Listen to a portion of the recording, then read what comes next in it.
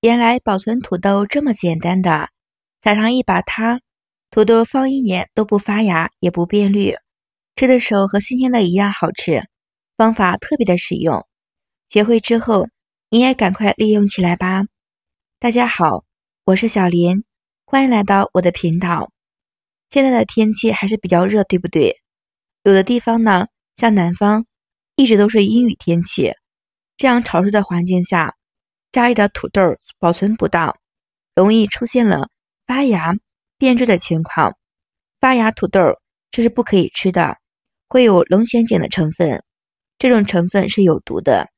只要是发芽的土豆，一定不能拿来食用。我们需要把要保存的土豆筛选一下，如果是发芽的，不但不能拿来使用，也没有必要去保存，只适合用来种植。土豆表皮会有一些伤痕的，出现了腐坏的情况，这样的土豆呢也不要保存，容易影响到其他的好的土豆。在土豆保存之前，带着泥土一起保存，不要把土豆表面的清洗干净，不能清洗。这个水呢是有水分，是生水，会影响我们的土豆保存的时间。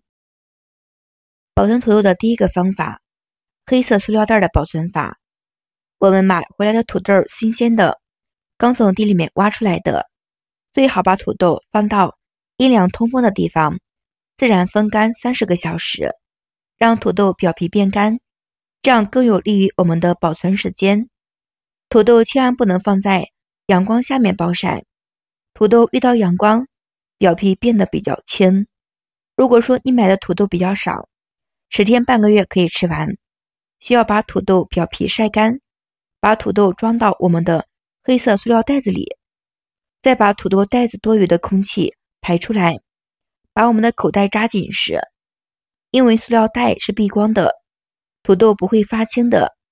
包裹好之后，土豆的表面水分也不流失，更不会干瘪。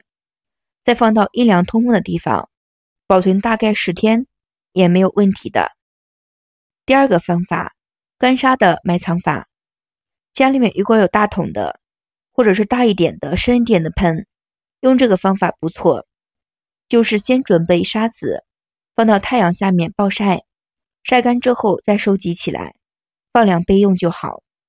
把土豆全部放到我们的桶中，再倒入晒干的沙子。那么这个方法同样能够避免土豆进行了光合的作用。沙子经过暴晒之后特别的干燥，能够避免土豆因为潮湿生芽，尤其是沙子的颗粒小，土豆就被沙子覆盖之后温度比较恒定。弄到了沙子的朋友们，也是这个方法很不错。3. 小苏打的保存法。准备纸盒子，土豆多的话准备大一点的，土豆少的话准备小的盒子。在盒子的底部铺上一层我们的卫生纸或者报纸都可以。接着撒一层小苏打，小苏打呢我们家里都有，对不对？像这个样子就好。再放入土豆，小苏打能够吸收空气的水分，会将土豆的外皮打湿，会导致我们的土豆变质，对不对？像这样保存土豆，土豆呢放到箱子里，又放入小苏打，又放了卫生纸，摆放整齐之后，再把盒子密封保存好。像这个样子，土豆放到我们家里的干燥的地方，阴凉通风的地方，至少放上1年或者2年的话，土豆呢也不会变坏，除非是你进到别的空气保存的不当。因为小苏打呢能够很好的使我们的土豆变得干燥，不容易腐坏。小苏打是碱性的物质，强碱能够抑制土豆发芽，小苏打还能具有吸水性，可以使土豆周围保持干燥的环境，也可以防止我们的土豆变质，对不对？我们把土豆密封好，保存可以就好啦，还是非常不错的哟。亲爱的朋友们，制作视频不容易，如果喜欢我的视频，麻烦你帮我点个小关注，点个爱心吧，非常感谢所有朋友们的支持，谢谢大家。第4个方法，水果保存法。我们准备袋子，土豆放到袋子中，这个土豆呢不要清洗，再把我们的苹果或者是桃子都能够放到我们的土豆的袋子中。土豆如果比较多的话呢，可以多放几个苹果，少的话呢，像我这个样子放2个就可以啦。然后系好口之后，再把我们的土豆放到阴凉通风的地方，闭关的保存。我们都知道苹果有非常好的催熟作用，买回来的苹果熟子都放到一起的话呢，过不了多久，桃子呢也是很好吃的，苹果也很好吃。因为苹果除了能够催熟作用，有很好的保鲜作用的。苹果在储存的过程中释放乙烯的气体，可以很好的抑制土豆发芽的。这个方法呢，既能够保证我们的水果熟透，也能够使我们的土豆保存的时间比较长，还是非常不错的。第5个方法就是盐水储存法。准备清水，加入盐，搅拌好之后，再把土豆表边的脏东西全部清洗干净，像这样来回的搓一搓，来回的搓一搓，泥土要搓干净。搓好之后的土豆放到我们阴凉通风的地方，就可以保存土豆的。表面呢会有很多的水分，一定要晾干，水分多的话不容易储存的。那么水与盐的比例是10:1。这个保存的方法你是不是没有见过呢？还是非常不错的哟，也是比较实用的。土豆是我们生活中经常吃的食材，酸辣土豆丝、红烧土豆牛肉、土豆酱、土豆饼，还有小孩子爱吃的薯条，也是土豆做的，真的是怎么做都好吃。